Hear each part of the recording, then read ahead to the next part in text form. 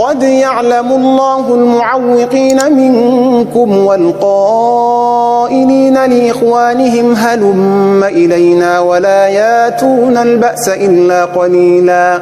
أشحة عليكم فإذا جاء الخوف رأيتهم ينظرون إليك تدور أعينهم كالذي يغشى عليه من الموت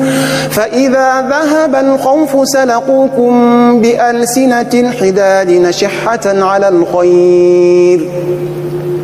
أولئك لم يؤمنوا فأحبط الله أعمالهم وكان ذلك على الله يسيرا يحسبون الأحزاب لم يذهبوا وإن يأتي الأحزاب يودوا لو أنهم بادون في الأعراب يسألون عن أنبائكم ولو كانوا فيكم ما قاتلوا إلا قليلا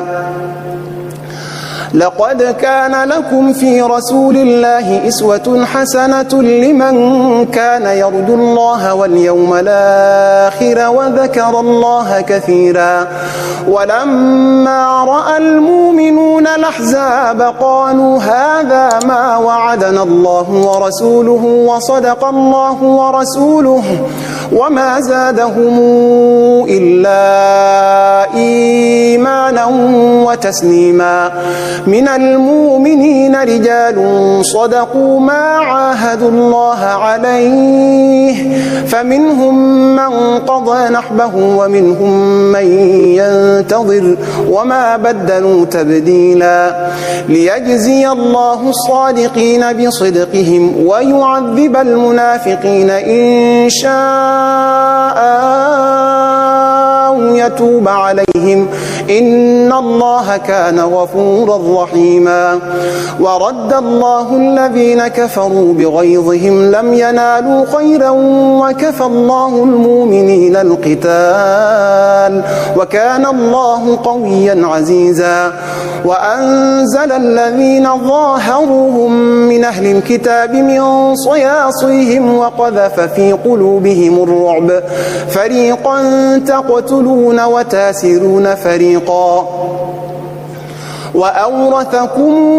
أرضهم وديارهم وأموالهم وأرضا لم تطئوها وكان الله على كل شيء قديرا يا أيها النبي قل لأزواجك إن كنتن تردن الحياة الدنيا وزينتها فتعالين